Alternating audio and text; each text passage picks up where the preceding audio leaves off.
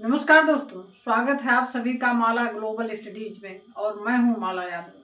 दोस्तों, इसके पहले हमने पिछले वीडियो में आप सभी को बताया था कि बीजीय व्यंजक और अंकगणितीय व्यंजकों का अंतर किस तरह से किया जाता है। सिंप्लीफिकेशन में बीजीय व्यंजक और अंकगणितीय में क्या अंतर होता है और उनको हल अलग अलग किस तरह से किया जाता है।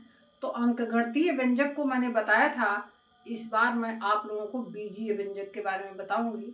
तो बीजीय व्यंजक पहले कहते हैं किसे, पहले ये जान लें कि बीजीय व्यंजक होता क्या है, अंकगणितीय व्यंजक और बीजीय व्यंजक में अंतर क्या होता है, पहले उसकी जानकारी ले लेते हैं। इसके बाद फिर सवालों पर आते हैं हम लोग। तो देखिए, हमने आपकी सुविधा के लिए लिख दिया है कि जब कोई चर या अचर संख्या या इनका समूह मौलिक गणितीय संक्रियाओं यानी प्लस माइनस गुणा भाग के चिन्हों से युक्त हो तो वह बीजीय व्यंजक कहलाता है।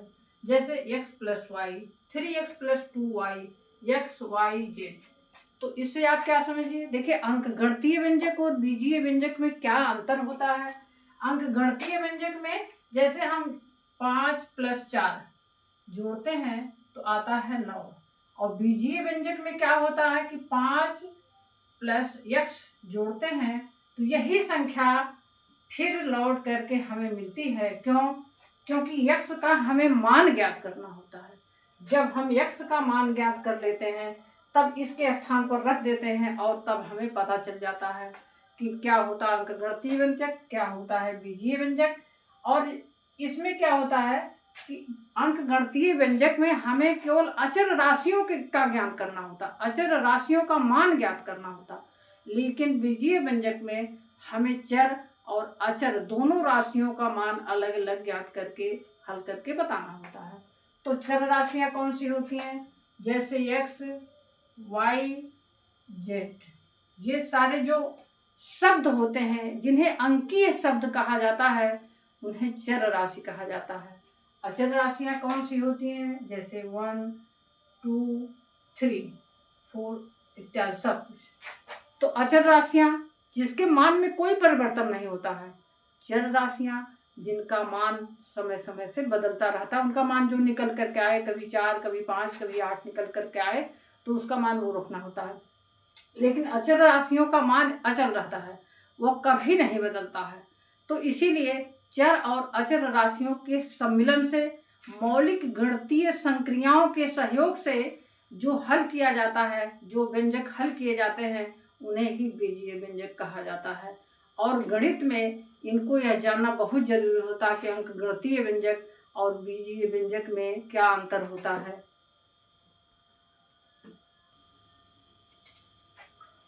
अब ये सवाल है बीजीय व्यंजक का आप लोगों के सामने, इसको कैसे हल करते हैं। इसको पहले ब्रैकेट से बाहर करते हैं, ब्रैकेट से बाहर करते हैं और जैसे है उसी कंडीशन में ब्रैकेट से पहले बाहर कर लेते हैं। इसको देखिए आप ऐसे, a² plus 8ab plus 5 plus 3ab minus 4a² plus 8। अब ये ब्रैकेट से बाहर हो गया। अब इसको क्या करते हैं, जो इनके लाइक टर्म है यानी कि सजातीय पद हैं उनको एक तरफ कर लेते हैं। तो सजातीय पद इसमें क्या है, a² और -4a², इसको एक तरफ कर लेते हैं। a² -4a² अब प्लस 8ab प्लस 3ab अब प्लस 5 और प्लस 8, ये हो गया। अब क्या करते हैं, पहले देखिए 4a माइनस का 4a में से जब एक a² निकल जाएगा तो बचेगा माइनस का 3a²।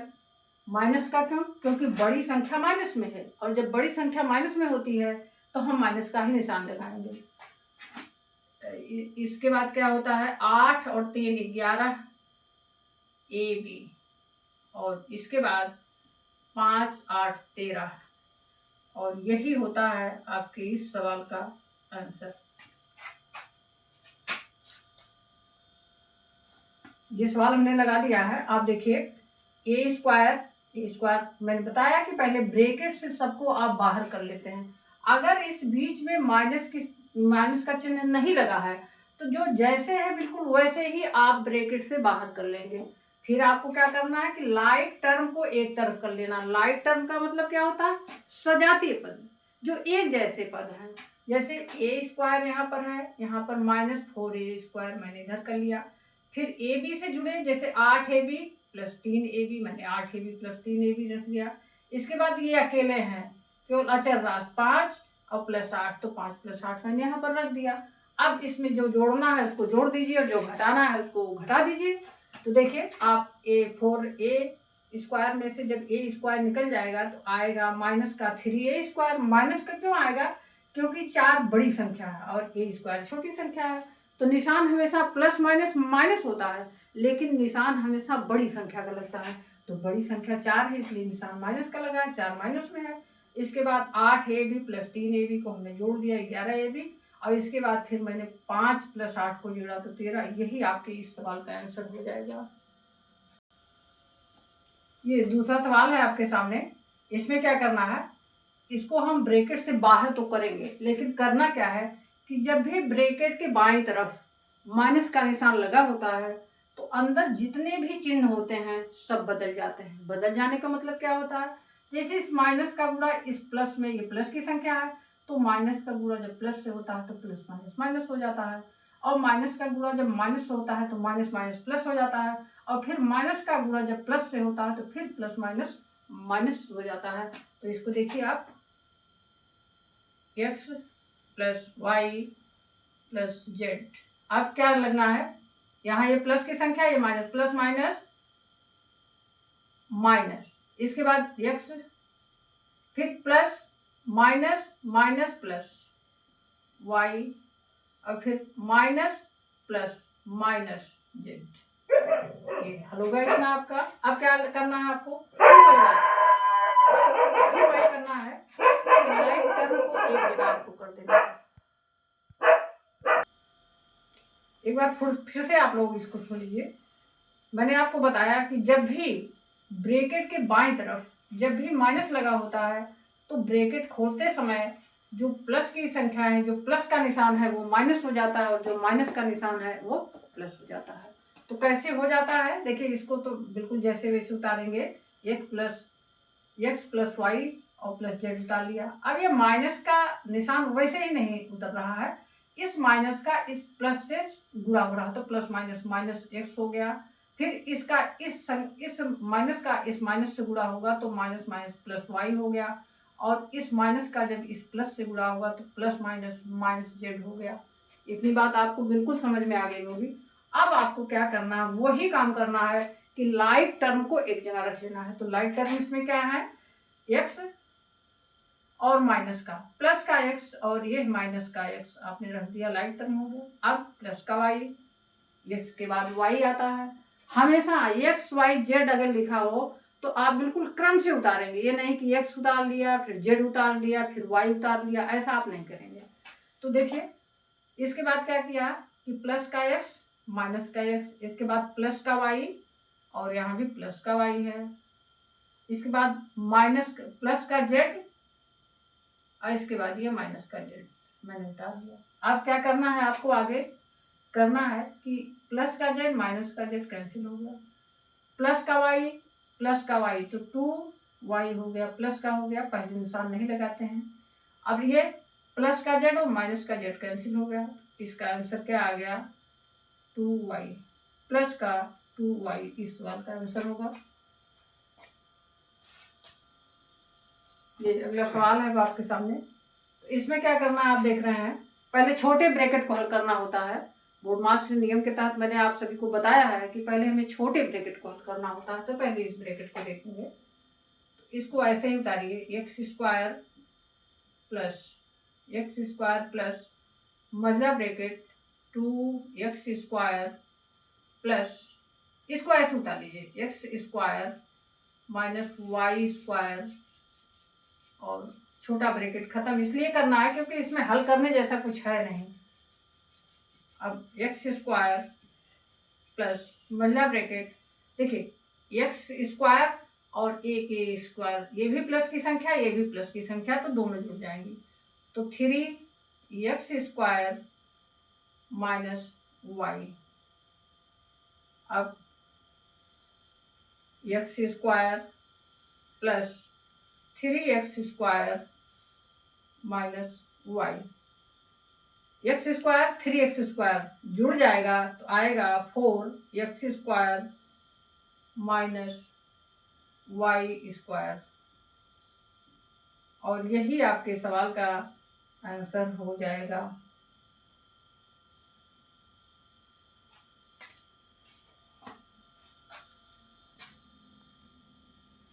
चलिए इस सवाल को अब देखते हैं।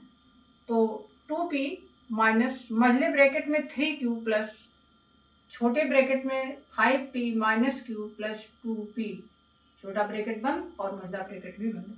तो इसको कैसे हल करेंगे? पहले हमें छोटे ब्रैकेट पर ध्यान देना है। बोर्ड मास पढ़ाते समय मैंने आपको बताया था कि पहले मुझे छोटा ब्रैकेट हल करना होता है, तो मुझे पहले छोटे ब्रैकेट पर काम करना होगा। तो इसको हल करिए। देखिए 2p माइनस 3q प्लस छोटा ब्रैकेट, अब आप देखिए 5p और 2p दोनों प्लस के हैं, तो दोनों को जोड़ लीजिए। 5p 2p जुड़ेगा तो आ जाएगा 7p माइनस q। अब क्या करना है, आगे चलिए। 2p माइनस मझला bracket 3q plus 7p minus q।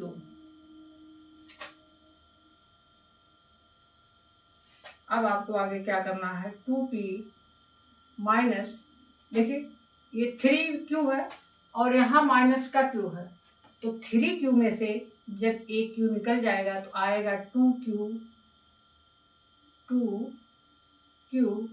Plus 7p मझला bracket में। अब 2p माइनस, आपको मैंने पहले भी बताया है कि जब ब्रैकेट ओपन करते हैं, यानी कि ब्रैकेट को जब आप ख़त्म करते हैं और बाईं तरफ माइनस का निशान लगा होता है, तो अंदर के जो चिन्ह होते हैं वो बदल जाते हैं।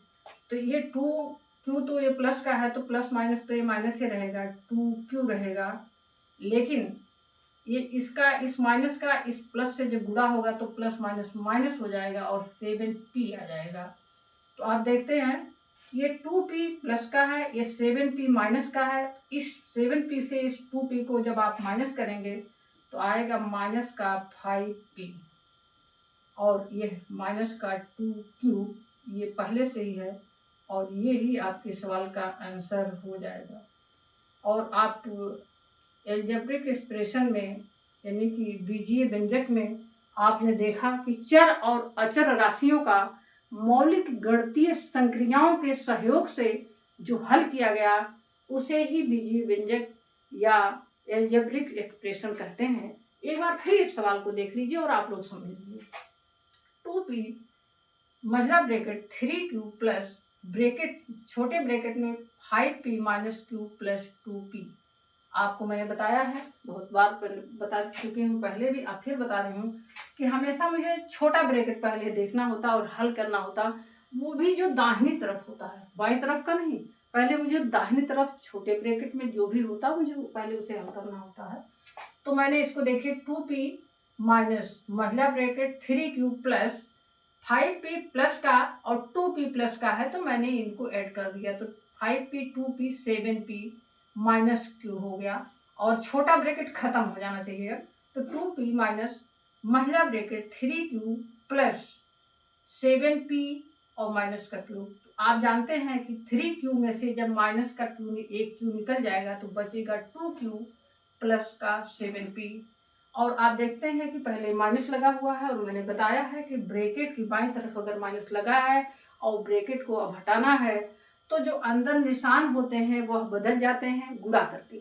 तो आप देखते हैं अंदर निशान है, देखिए यहाँ प्लस माइनस है तो यहाँ ये माइनस है, ये प्लस की संख्या है तो प्लस माइनस माइनस होगा, तो 2p माइनस 2q हो गया। इसके बाद इस माइनस का इस पर गुणा होगा तो प्लस माइनस माइनस होगा और आएगा 7p।